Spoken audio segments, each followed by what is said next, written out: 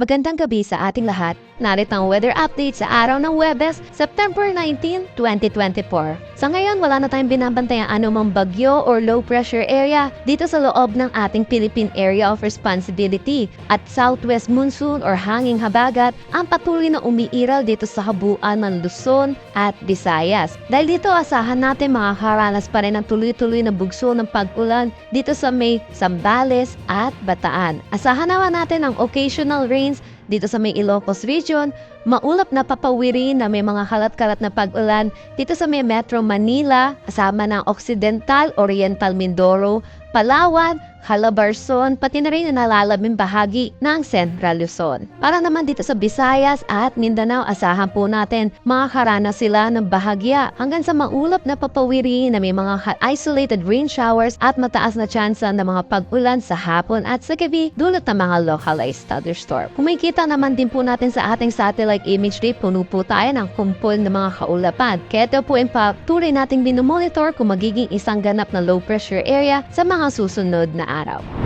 Dako naman tayo sa magiging panahon natin bukas dito sa Luzon. Kung makikita natin, yung western section ng Northern Luzon ay patuloy pa rin makakaranas ng mga pag-ulan, dulot pa rin ito ng southwest monsoon. Pero kung makikita natin, bahagyang hihina na itong southwest monsoon natin or yung hanging habagat, kaya makakaranas na tayo dito sa Metro Manila ng maaliwalas na panahon. Pero tandaan po natin, mataas pa rin ang tsansa ng mga pag-ulan sa hapon at sa gabi dulot ng mga localized thunderstorm.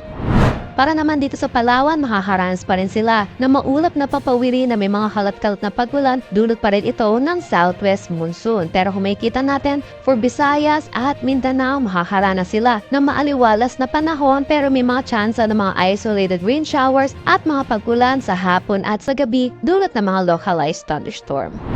Meron pa rin tayo nakataas na gale warning dito sa western coast ng Pangasinan, Zambales, western coast ng Bataan, northwestern coast ng Occidental Mindoro, western coast ng Palawan. So pinapaalalahanan po natin ang mga kababayan po natin na delikado po pumalaot sa mga nasabing coastal waters.